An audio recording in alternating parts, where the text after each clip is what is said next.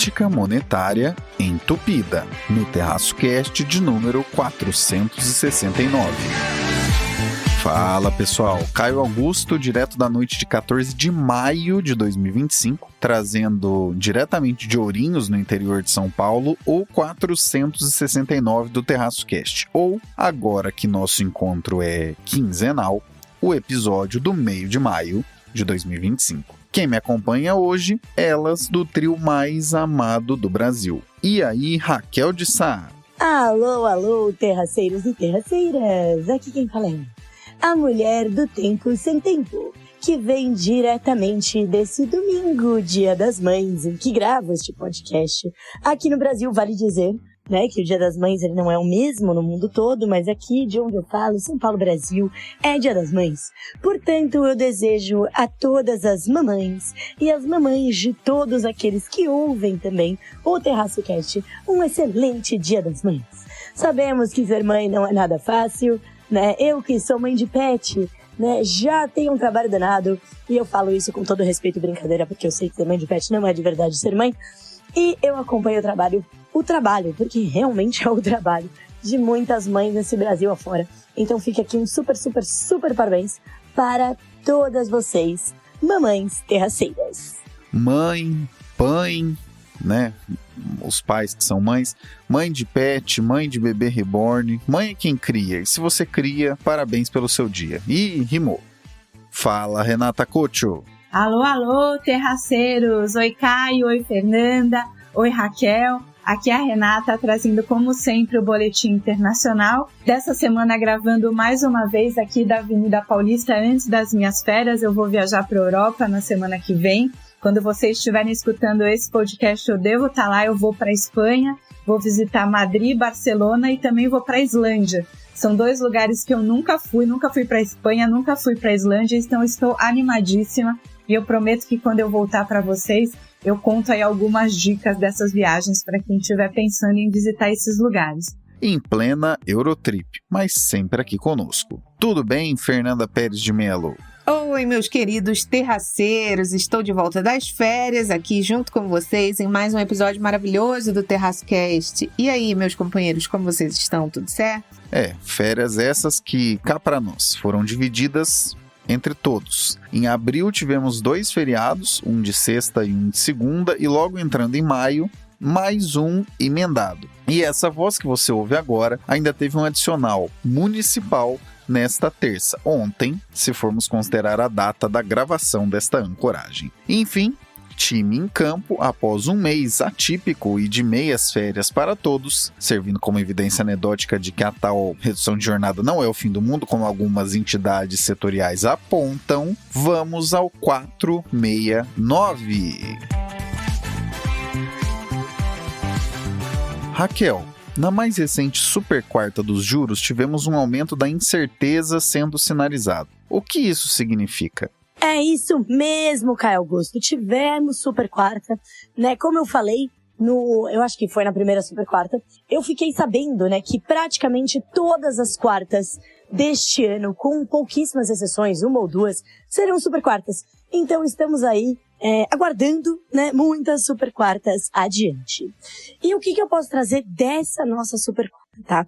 Trazendo aqui para vocês com detalhes, diretamente alguns dias depois. Eu sei que vocês devem estar se perguntando, né, porque eu sei que vocês, né, são fãzaços do Terraço Cast e sabem que toda super quarta eu acabo, né, gravando na quarta-feira. Né, falo ali que estou muito cansada, que não sei mais o que estou falando, que faz muito tempo que eu estou falando aquele mesmo tema.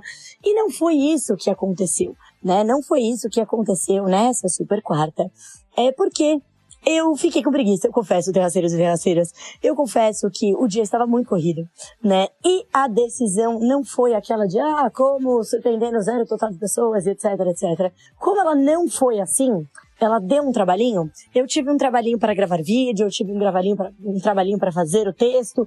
Então foram muitos trabalhinhos, né? E aí eu fiquei com aquela preguicinha, a mulher do Tempo Sem Tempo está se dando um tempo, olha aí, para uma mudancinha aqui, a mulher do Tempo Sem Tempo se dando um tempo, até porque também, além de tudo, era aniversário de quem? Nada menos do que o terraceiro master aqui, né? Meu pai.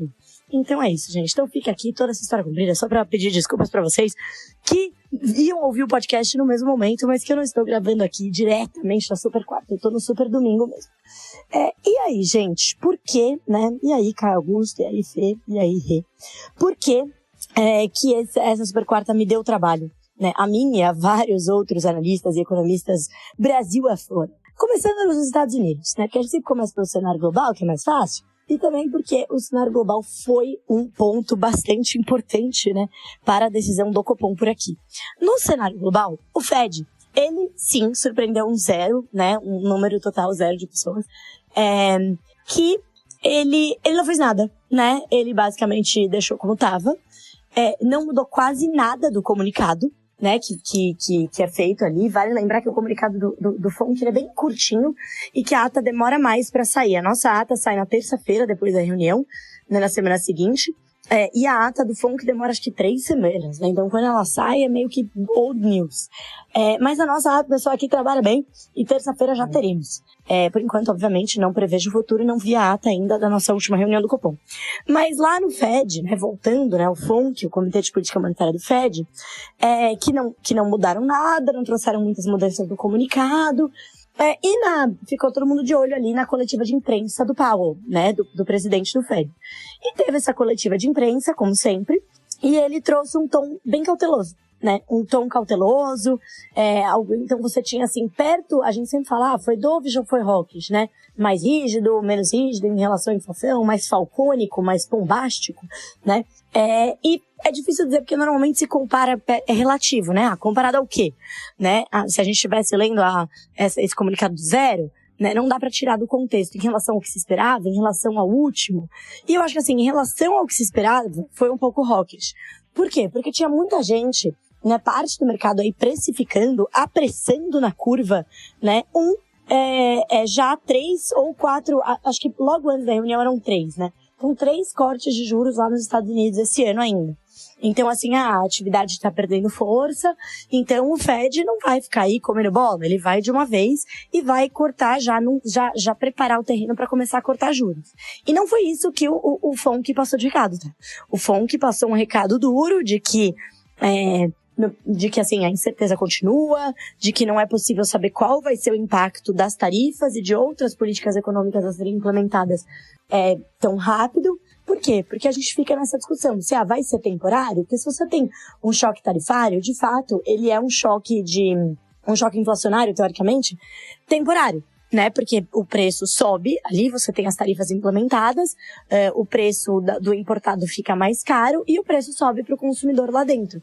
Só que se você tem tarifa generalizada contra vários países, contra vários produtos, né? Você pode ter efeitos também mais duradouros, ao passo que você torna o custo, você tem um choque de custos permanente, né? Então, bom, vai subir, você vai ter efeitos secundários. Os preços vão subir de uma maneira generalizada, isso vai impactar as expectativas de inflação, né? Isso vai contaminando os serviços também, que não tem nada a ver com tarifas, etc. E isso se torna um choque permanente, né? Por meio aí, né? Então, são os efeitos secundários desse choque de oferta, que seria, no caso, as tarifas.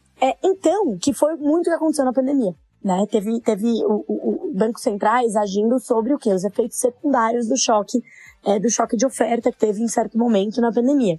E aí foi junto com o estímulo de demanda, etc. Mas assim, o Fed, ele já errou isso no passado, de não trabalhar nesses choques secundários. Agora ele tá de olho, tá falando assim, olha, a política monetária tá contracionista, né? Só que a economia ainda tá muito forte, então assim, pode ser que ela nem esteja tão contracionista, né? Então foi um tom cauteloso, não foi um tom duro, vamos subir os juros, mas foi contra uma expectativa de que, né, tinha gente ali que achava que ia vir um comunicado mais soft, mais ali indicando que, podemos em breve, né, começar aquela descidinha, reduzidinha, e não é, né, o que a gente viu. E aí foi nesse ambiente, né, nessa conjuntura, nesse contexto, né, que a gente teve a decisão do nosso Copom por aqui, né. Então você que é um terraceiro raiz, já sabe, né, que a gente está aqui com a nossa versão agora de 15 em 15 dias do nosso podcast, e você ouviu há 15 dias atrás que tinham, né, que o Copom ele ia estar enfrentando uma situação meio complexa, porque enquanto o cenário global ia estar apontando para um lado, o cenário doméstico ia estar apontando para o outro. E foi exatamente isso que o Copom trouxe no seu comunicado. Né? Então ele falou, eu achei interessante que eu acho que o Copom falou mais do cenário, tipo, detalhou mais o cenário global do que o próprio FONC, né? E nem global só, tipo, o Copom falou especificamente, né, nos Estados Unidos. Então ficou bem claro ali que o Copom tá de olho, né, nesse cenário global. E aí, o que ele trouxe do cenário global? Olha, a política tarifária, né, foi aí, falou com todas as letras, política tarifária, os efeitos da política tarifária nos Estados Unidos pedem muita cautela. Eles podem, ao mesmo tempo em que eles podem elevar a inflação, eles também trazem muita dúvida sobre o crescimento econômico. E aí, claro, aqui é minha interpretação já, né, o Copom não falou exatamente com essas palavras, mas assim, dizendo que, olha, pode ser que tudo isso, né, todo esse efeito das tarifas, ele impacte a atividade econômica. E é o que a gente está vendo já nos Estados Unidos, né, sinais incipientes e receios, medo de uma recessão. O que isso pode fazer aqui no Brasil? Aqui, isso pode fazer com que, qual seria o efeito, né? A gente poderia aqui ter um impacto via commodities, né? Preços de commodities mais baixos, principalmente aí quando a gente olha para o petróleo. E isso pode ajudar o nosso controle inflacionário desse lado. Ao mesmo tempo, você tem um momento de dólar enfraquecido no mundo, diante de todo esse questionamento, né, de privilégio exorbitante americano, de questionamento de será que os Estados Unidos são mesmo um país, né, institucionalmente sólido para se investir, se as regras do jogo não vão mudar amanhã. Todo esse questionamento sobre a liderança econômica dos Estados Unidos e do dólar, mais especificamente, tem enfraquecido o dólar no mundo. Então, esse também é um ponto que ajuda o controle da inflação aqui. E aí, conforme o Copom foi trazendo essas discussões, é claro, com muito menos detalhes do que eu estou trazendo aqui, ele colocou no seu balanço de riscos, né? Porque todo Banco Central tem um balanço de riscos, né? Todo comitê de política monetária. E esse balanço de riscos, ele pode ser assimétrico para cima ou para baixo. Quando ele é assimétrico para cima, significa que tem mais riscos para a inflação ficar acima da meta, né, do Banco Central, que o nosso aqui é 3.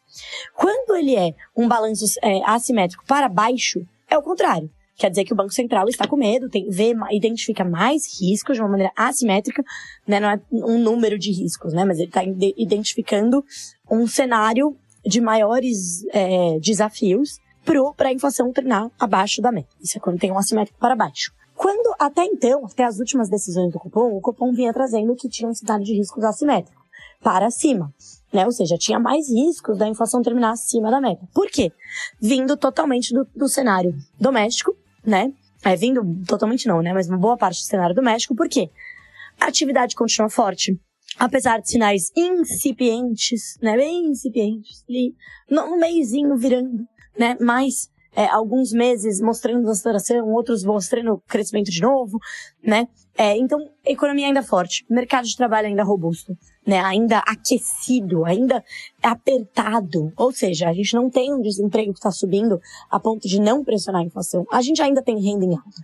A gente ainda tem inflação, né? Expectativas desancoradas. Tudo isso é o cenário doméstico. E que até então, o Copom vinha falando, né, que e tem de maneira relevante, né? As expectativas, por que elas são desancoradas? Por conta de tudo isso, mas por conta do risco fiscal, né? Por conta da percepção de que a situação fiscal do país não melhorou. Pelo contrário, piorou, né? Então a nossa novela Brasil e o Fiscal não anda muito legal, né? A gente teve aí, tá tendo a discussão do orçamento do ano que vem já sem caber, né? Já tem a menor arrecadação justamente aí por conta do petróleo mais baixo, que é um ponto bem positivo aí para nossa arrecadação. Isso tende a impactar, né? A atividade econômica perdendo um pouco de força na parte que arrecada mais, que é a indústria. Então, tudo isso afetando a arrecadação e o governo e as despesas em elevação, né? As despesas aí, a fila dos programas sociais tem crescido, né? O governo tem segurado pelas despesas aí no lado dos programas sociais, mas isso é muito de curto prazo porque a fila está subindo. Ou seja, o fiscal não melhorou de nenhum modo. Tem toda a discussão do imposto de renda ali, da isenção do imposto de renda até R$5.000, né? que o Congresso falou que vai passar com certeza, mas ainda tem que discutir como é que vai ser compensado. Ou seja, tem muita incerteza fiscal. Então, todo esse cenário, recapitulando, é um cenário doméstico marcado por atividade forte, que continua sendo estimulada por todos aqueles programas que eu trouxe aqui alguns episódios atrás, né? Aumento de Minha Casa Minha Vida, liberação de FGTS, isenção do IR até R$5.000, novo consignado privado. Tudo isso são estímulos a uma economia que já estava forte, né? Então, aquele freio que vem, né, que deveria vir com a política monetária mais contracionista, não está vindo, né? Se ele está vindo muito mais devagar do que ele estaria vindo na ausência de todos esses estímulos, né? Então, de fato, é uma situação que a economia segue forte.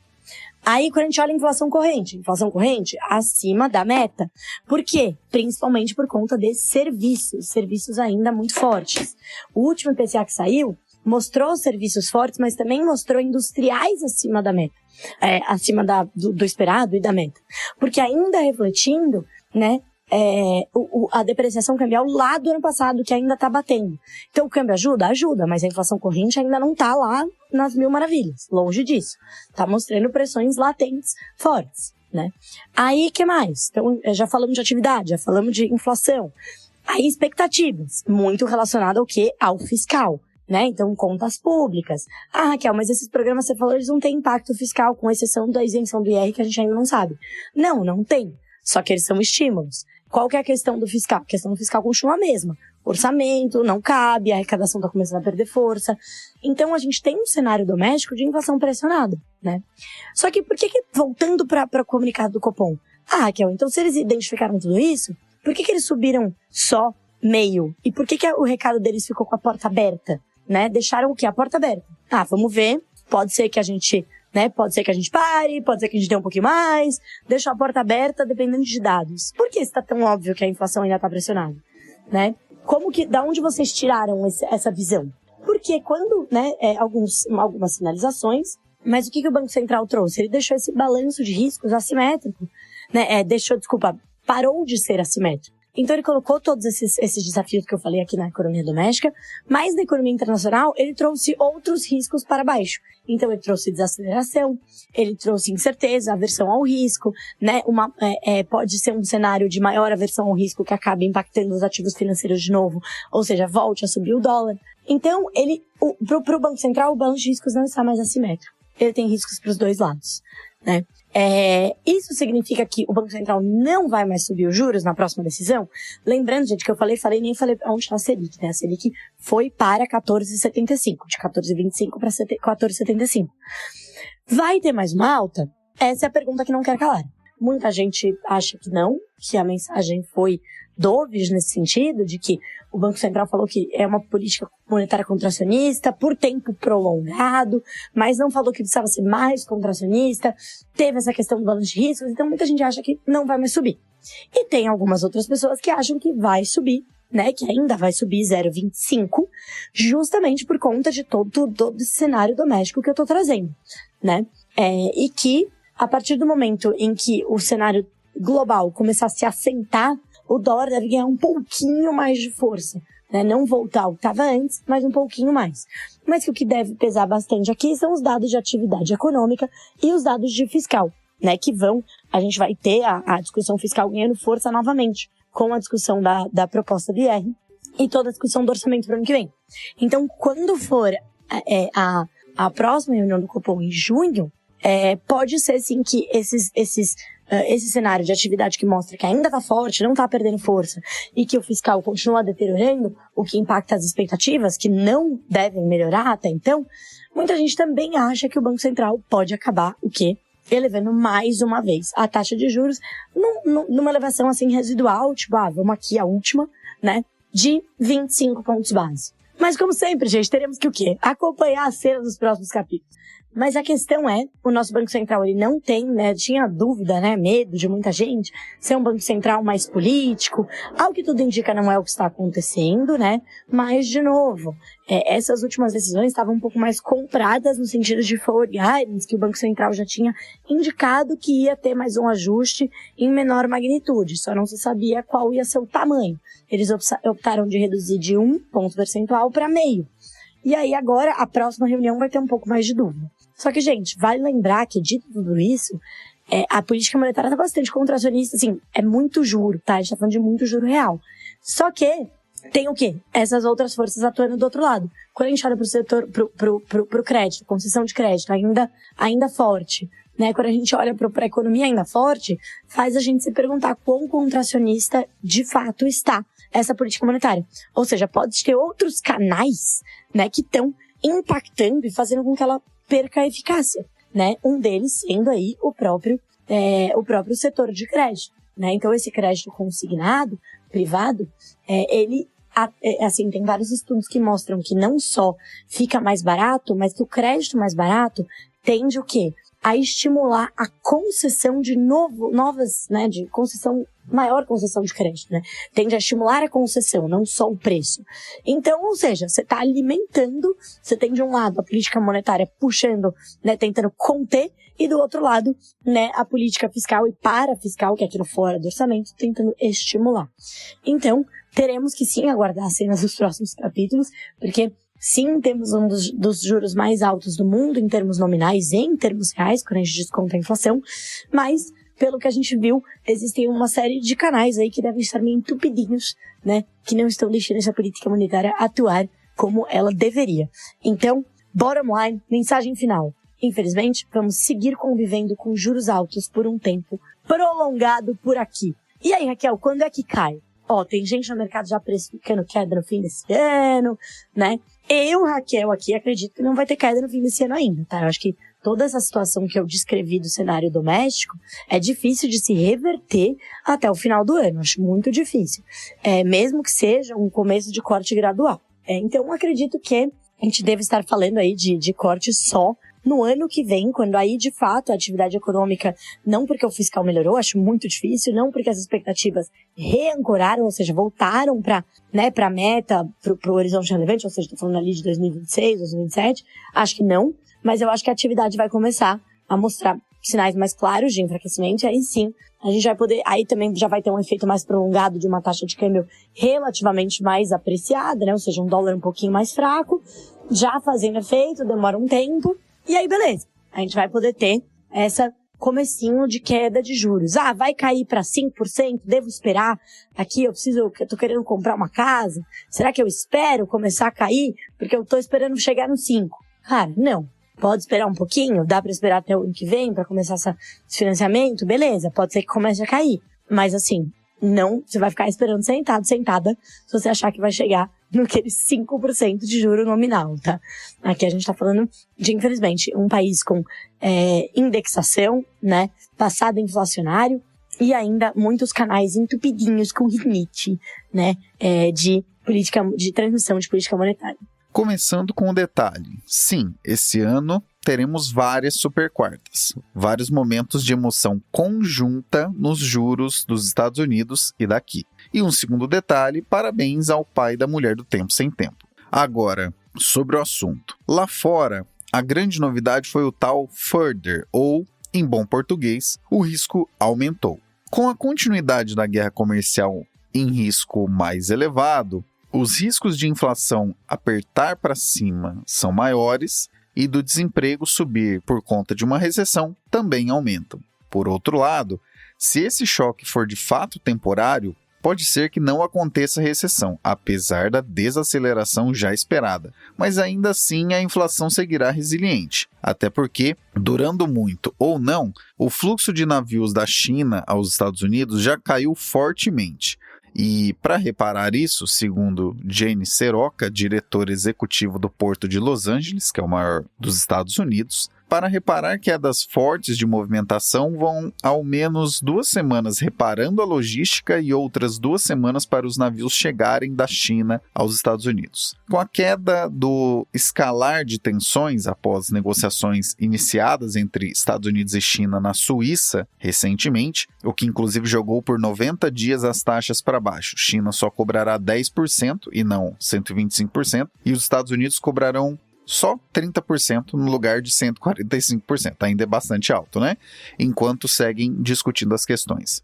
Dado todo esse cenário, o cenário de a inflação fica mais resiliente porque a economia só desacelera, mas não entra em recessão, vai ganhando força. Em todo caso, como não tem nada resolvido, o Fed corretamente pontuou: não vou fazer nada até ter certeza do que preciso fazer. Já aqui no Brasil, esse cenário todo internacional impacta de maneira mista, complicando transações comerciais por um lado e desinflacionando com uma chuva de itens chineses vindo por outro. Mas, internamente, a notícia segue sendo negativa, principalmente vindo da inflação, que está, até o presente momento, em 12 meses, 1 ponto percentual acima do limite superior da meta, ou seja, bem desancorada. E como também já te contamos várias vezes, nenhum esforço de ajuste que possa trazer certo freio pelo lado dos gastos do governo deve vir, muito menos do chamado lado parafiscal. Incerteza agora é sobre subir ou não os juros na próxima reunião. Pela primeira vez em 5 ou 6 reuniões, não se dá nenhuma sinalização sobre o que poderia acontecer na próxima reunião, caso o cenário visto se mantenha. Visão pessoal: ainda devemos ter uma última alta de 25 basis points e, nessa decisão, devemos ver o Banco Central sinalizando que fez sua parte e que, tal qual vemos no Tio Sam, abre aspas, agora vou apenas esperar antes de tomar qualquer decisão, fecha aspas. Há um inchaço claro nos juros nos dois lugares. Eles vão acabar caindo mais adiante. Esse nível é alto demais, é restritivo demais, todo mundo sabe disso. Mas, como você bem pôde ouvir aqui, uma das missões mais difíceis, tanto aqui quanto lá, é saber quando poderia começar uma queda sustentável. E, por motivos diferentes, parece que os governos dos dois lugares lutam incessantemente para que essa queda seja muito mais adiada do que o necessário.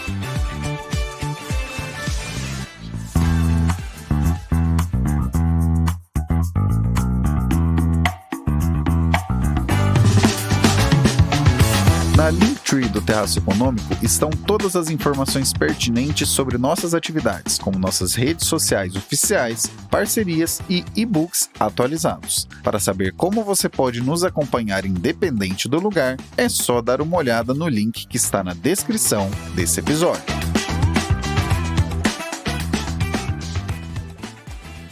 Renata com o Boletim Internacional. Mercado imobiliário de São Francisco esfriando é o novo normal pós-pandêmico. Mas essa semana o nosso Boletim Internacional vai voltar lá para a Califórnia. Quem é aqui das antigas sabe, né, que o podcast O Boletim Internacional do Terraço Cast foi durante muito tempo gravado da Califórnia. Eu morei lá por 13 anos, voltei para o Brasil no meio do ano passado, em setembro do ano passado, mas eu continuo fazendo o Boletim Internacional aqui do Brasil, mas ele foi por muitos anos gravado lá da Califórnia. Ali da região do Vale do Silício, que é onde o Caio me mandou essa pauta que eu achei muito interessante, porque inclusive envolve aí uma questão pessoal. Minha filha mais velha continua morando na região de São Francisco e ela é beneficiada por esse tema que a gente vai falar no Terraço Cast hoje, que é o mercado imobiliário de São Francisco, o quanto que ele se desvalorizou depois da pandemia. A minha filha, por exemplo, né, hoje ela tem a oportunidade de morar num apartamento super legal, um apartamento de 5 quartos numa região nobre de São Francisco, ela como jovem profissional que acabou de sair da universidade. É claro que ela não mora sozinha, né, ela mora numa espécie de república, digamos assim, ela divide o apartamento com outras 4 meninas, então cada uma tem ali o seu quarto dentro desse apartamento, mas é um apartamento super bacana num bairro nobre, então um esquema que seria impensável para uma jovem profissional antes da pandemia, né? Para vocês terem uma ideia, os imóveis em São Francisco desvalorizaram em média 35% da pandemia para cá, e esses imóveis mais caros, eles estão valendo ou sendo negociados hoje por até metade do preço que eles chegaram a valer ali em 2019, né, 2018, 2019, no auge ali, né, do boom da tecnologia, né, os preços na região do Vale do Silício, eles foram aumentando ali desde a crise de 2008, começaram a aumentar, já vinham aumentando, né, a São Francisco virou talvez a região do Vale do Silício a mais cara, ou a segunda mais cara, né, disputando ali com a região de Manhattan e Nova York, como as duas mais caras dos Estados Unidos, alguns bairros de São Francisco superando alguns bairros de Nova York, né? E esse... Só que São Francisco, ao contrário de Nova York, ao contrário da maioria das cidades, nunca recuperou a situação pós-pandêmica. Isso acontece porque houve, né, a gente que estuda ali a economia, a teoria dos preços e tal, a gente teve uma mudança estrutural no mercado de trabalho que obrigou uma mudança estrutural nos preços dos imóveis, né? O que acontece é que a maior parte dos trabalhadores ali na região do Vale do Silício estão envolvidos com empresas de tecnologia, que são empresas que se adaptaram muito bem, seja pela característica da própria indústria, seja pelas características dos funcionários, né, que são, em geral, essas pessoas que trabalham com tecnologia, tem essa característica mais introspectiva, né, mais nerd, digamos assim, né, menos social, e que se adapta melhor ao trabalho remoto, ao trabalho em casa. Então, essas pessoas na pandemia foram trabalhar em casa, se adaptaram super bem, foram morar em lugares mais baratos, abandonando ali a região do Vale do Silício e, assim, nunca voltaram totalmente, né? A gente vê em várias cidades grandes, por exemplo, São Paulo, que praticamente ninguém hoje trabalha, né? Ou pouca gente trabalha remoto, né? Há uma minoria, né? As pessoas que continuam no remoto são pessoas que são autônomas, né? Então, por exemplo, psicólogos, professores que dão aula de língua, muitas pessoas que trabalham de uma maneira autônoma conseguiram, né, manter até por uma questão de custo, né, entre estar no escritório, estar no cowork, estar em casa, meio que tanto faz. Então, muitas dessas pessoas autônomas se adaptaram ao remoto, mas as empresas, né, exigiram uma volta ao presencial. E isso não aconteceu dessa maneira nas empresas de tecnologia do Vale do Silício. Então, o que acontece é que as cidades, né, as cidades ali da região do Vale do Silício não voltaram totalmente, o comércio não voltou, então a gente ainda vê muitas lojas que eram para abrir antes da pandemia, que acabaram não abrindo, muitas lojas, farmácias, lojas assim, de departamento fechando na cidade, porque você não voltou a ter aquela demanda por comércio também, né? Você tem uma desocupação das salas comerciais enormes ainda na região de São Francisco. Uma coisa que as pessoas falam muito, né, que é da violência urbana, do aumento da Cracolândia. Isso é uma coisa que, assim, eu acho que é mais mito do que verdade, né? Claro que toda cidade grande hoje tem a sua Cracolândia e São Francisco não é diferente. Mas, assim, não é diferente, não é assim que a cidade está abandonada e virou um Walking Dead. Não é bem assim, né? Assim, tem muito exagero, mas, de fato, assim, você tem ali uma cidade que tem muito menos movimentação do que tinha antes. Então, esses moradores de rua talvez acabem se destacando mais porque meio que sobrou na cidade, né? Não só isso, é claro, né? São Francisco não está abandonada, longe disso, como eu falei no começo do podcast, a minha filha mora lá e mora muito bem, né? A cidade, assim, né? A gente também tem muita descrição, assim, que é mais catastrófica do que parece, né? Ela tá mais vazia do que estava antes, mas, assim, não é que virou uma cidade fantasma, longe disso. Mas, assim, realmente, de fato, teve essa desvalorização imobiliária, e aí que a gente vamos ver, né, se é oportunidade ou se realmente a cidade não vai voltar, porque a gente já vê, né, grandes aí empresários, o próprio dono da Salesforce, youtubers voltando a comprar em São Francisco, né, achando que esses preços aí estão barganha, porque a cidade pode voltar, e a gente falando que vai ser assim mesmo para ficar. Vamos ver o que aí os leitores, os nossos ouvintes também aí do Terraço Cast têm de opinião sobre isso. É claro que as coisas não são tão simples, existem diversos motivos, aspectos e pontos a serem observados. Mas uma coisa que vocês podem ter certeza que movimentam preços são fluxos financeiros.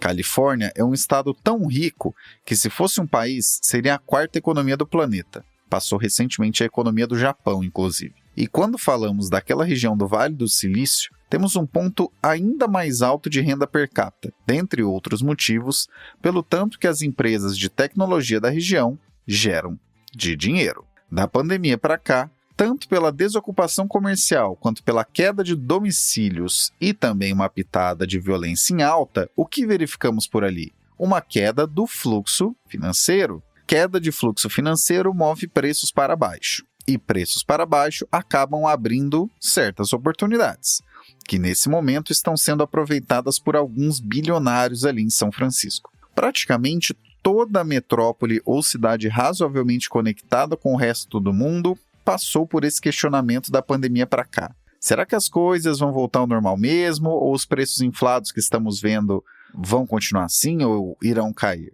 Como diria Warren Buffett, preço é o que você paga e valor é o que você recebe. Nem sempre o dinheiro está certo, como também nem sempre o mercado acerta em suas previsões. Em todo caso, fica aí a dúvida. Será que esses mega investidores que estão aportando nos imóveis cujo preço está em queda livre em São Francisco estão vendo algum valor que ninguém está? E, se sim, o que será que isso significa para a tão rica região da Califórnia?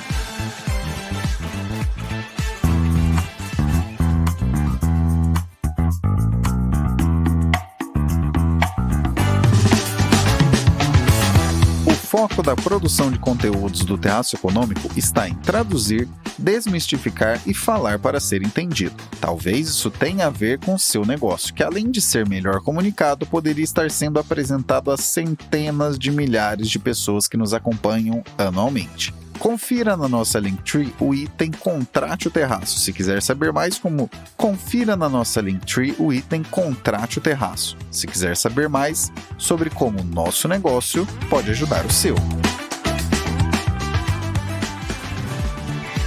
Fernanda, em um fórum do G7 que acontece em breve no Canadá, irão discutir cibersegurança. O que vale ficarmos de olho? Então, nesses próximos dias, hoje é dia 13, né? No dia 15 vai começar a reunião no Canadá dos países do G7, né? Os líderes das 7 maiores economias do mundo vão se reunir no Canadá para uma pauta. A pauta oficial não foi divulgada ainda, mas as fontes mais próximas do grupo já adiantaram que, além dos temas mais óbvios, como a guerra na Ucrânia, os conflitos no Oriente Médio, a tensão comercial do tarifaço, né? Outro assunto que começa a ganhar força nos bastidores são as operações cibernéticas maliciosas da Coreia do Norte. Para muita gente, esse tópico ainda parece ser muito periférico, ainda ser muito pequeno, mas na prática ele representa um risco grande, um risco sistêmico. O motivo é muito simples. A Coreia do Norte transformou os ataques cibernéticos em uma fonte estável de financiamento para o regime, inclusive para os programas de desenvolvimento de armas nucleares. E tudo isso contornando as sanções internacionais com a mesma facilidade com que um hacker invade uma carteira digital. A história recente nos mostra o quanto esse projeto vem sendo executado com precisão. Desde 2014, quando o regime realizou o famoso ataque à Sony Pictures, como retaliação a um filme que ridicularizava o Kim Jong-un, a Coreia do Norte não parou mais. De lá para cá, o país construiu uma verdadeira máquina de guerra digital, com centenas, talvez milhares de hackers altamente treinados, especializados em invadir sistemas, em sequestrar os dados, extorquir as empresas em troca de resgates pagos em criptomoedas. E os números assustam. Nesse ano, um único ataque à Bybit, uma corretora de criptoativos, gerou um roubo de $1,5 bilhão de dólares. No ano anterior, foram 1,340 bilhão em 47 ataques distintos, mais que o dobro do ano anterior. Esses recursos são transferidos, lavados e convertidos para financiar um regime que, segundo diversas fontes de inteligência, supostamente está cada vez mais próximo da Rússia, inclusive com o envio de armamentos soldados para o fronte da guerra da Ucrânia. Tudo isso supostamente. Esse assunto ainda é bem delicado, mas talvez o aspecto mais perturbador desse esquema todo não seja os ataques em si, mas a infiltração, ou seja, as investigações mais recentes apontam que milhares de profissionais de tecnologia norte-coreanos estão vivendo em países como China, Rússia, utilizando identidades falsas, passando por freelancers internacionais. O assunto é bem sério, bem quente, mas ainda parece periférico quando a gente fala de outros assuntos mais mais falados aí na geopolítica, né? Como o tarifácio. Enfim, pelo que a gente tem lido, pelo que sai no noticiário internacional, na Bloomberg, em outros portais internacionais, parece que é um assunto que tem ganhado mais atenção. O Departamento de Justiça dos Estados Unidos estima que esses trabalhadores podem gerar juntos centenas de milhões de dólares por ano e o dinheiro não é usado para o desenvolvimento da sociedade, né? Para sustentar projetos armamentistas. E aí a lógica é, onde não há comércio, entra a criatividade. Então, onde há sanção, surge uma engenharia paralela, né? E essa tecnologia usada para fins de política é um ponto crítico. E tudo isso deve estar no radar aí de quem acompanha aqui o TerraçoCast. É um assunto de impacto sistêmico. Eu e a Rê estávamos na Europa na época do ataque lá às redes de energia, na Espanha, em Portugal. Então, é uma preocupação, né? Um alerta. Eu não estou dizendo que tem a ver esse ataque com o que aconteceu na Espanha, principalmente, mas a gente fica preocupado e o assunto realmente deve chamar atenção aí nos próximos dias. Vamos ver o que sai da reunião do G7 no Canadá.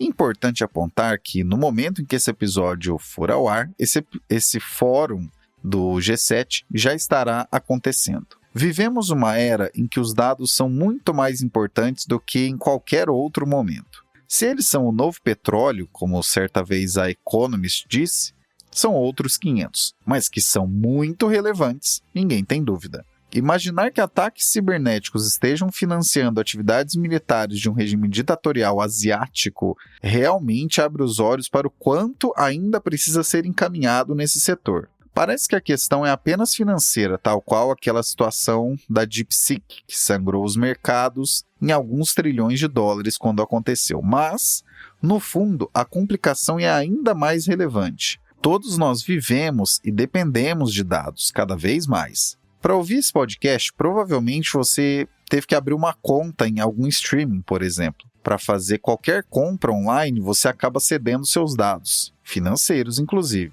A segurança no trato dos dados, diferentemente do que algumas pessoas possam pensar, vai muito além de cumprir exigências legais da Lei Geral de Proteção de Dados, a tal LGPD. Importa muito para negócios essa gestão de dados, para pessoas que estão nesses negócios, para pessoas que interagem com esses negócios, e, como você bem pôde ouvir nesse episódio, importa até mesmo para o financiamento militar de ditaduras. Fica aí a pergunta e quase um desabafo retórico, na verdade. Quando será que esse assunto será realmente levado a sério? Que tenhamos, no mínimo, um início de discussão séria agora nesse evento do G7 no Canadá. Vamos então nos encaminhando para o encerramento do 469, o do meio de maio de 2025, deste que é o podcast de economia, política e assuntos afins mais amado do Brasil. Obrigado, Raquel. É isso, pessoal. Então, terminando com esse recado. Política monetária está com rinite. É isso, pode ser. Fica a dica aí pro título desse episódio, Caio Augusto. E é isso, pessoal. A gente se fala e a gente se ouve daqui 2 semanas. Obrigado, Renata.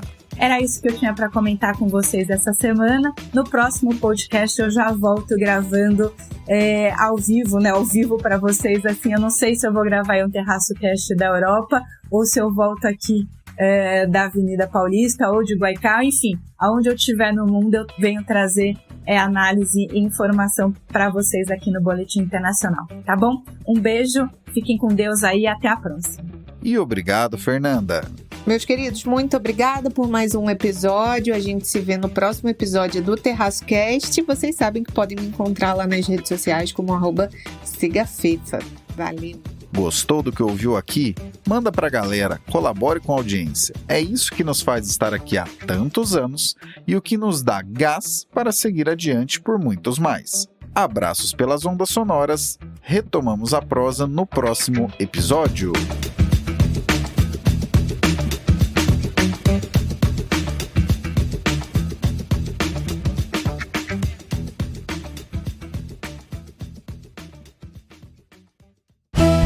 Este episódio foi editado por Atelas, soluções em áudio para podcasts. Encontre a Atelas nas redes sociais. É só buscar por @AtelasEdição.